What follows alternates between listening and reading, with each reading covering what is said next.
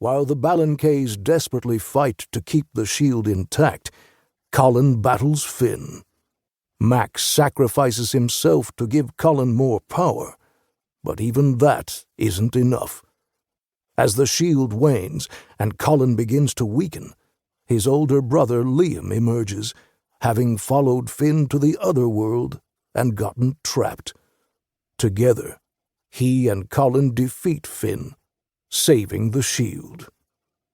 Using the life magic he inherited from Finn, Colin resurrects Max, and everyone helps restore Ravenfall after the fight. Colin begins to process his difficult emotions and decides to stay at Ravenfall while Liam goes hunting, and Anna starts training with her clairvoyant mother, Nora, to learn about her own powers, which she now realizes are as important as anyone else's to Ravenfall. Chapter 1. Anna. Everything has a story. Some things are just more forthcoming than others. Take the worn silver coin Mr. Andrade brought me to read that morning. It wouldn't pipe down about jingling around in pockets, or how it had spent a week wedged under the Andrade's kitchen table to even out a leg. I'd been able to tell Mr. Andrade 4 separate stories about the psychic uncle who'd owned it. 4! My latest object hasn't made a peep.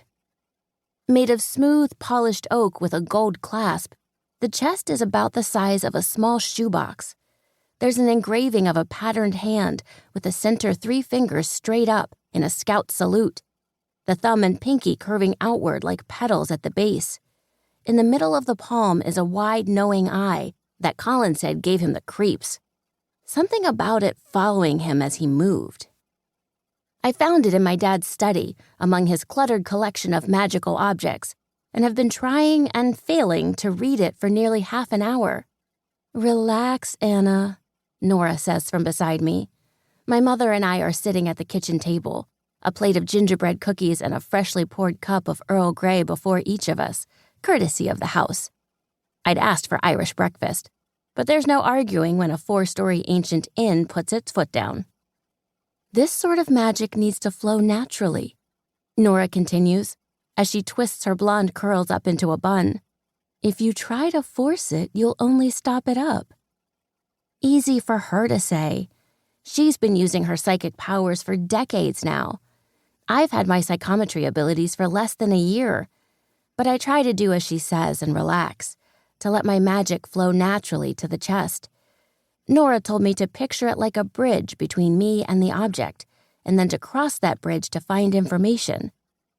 But my magic only sloughs off the engraved chest like melted snow. I relinquish my white-knuckled grip on it and slump into my seat with a groan. People are so much easier to read. Objects are the worst. "People give their stories much more freely," Nora says reassuringly.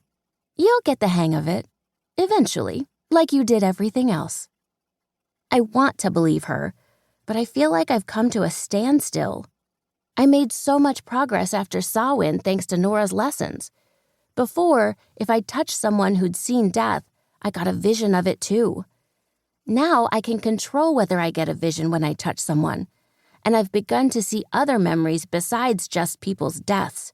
But it's nearly mid-December now, and the only objects I've been able to read have been things like Mr. Andrade's coin, which'll shout at just about anybody with a magical pulse. "I wanted to show Henry," I mutter, wrapping my hands around my mug and wishing my disappointment would evaporate with the steam. As a relic hunter, my dad would love to know the chest's history from its point of view. Soon, I'll be able to tell him new things about everything he's collected, and maybe then he'll reconsider taking me on an expedition with him. "Your father will be home all month." Nora scoots back her chair and stands. "You have plenty of time to figure it out. Speaking of which, I need to finish packing before Gran gets here." "Do you even know what a suitcase looks like?" I tease.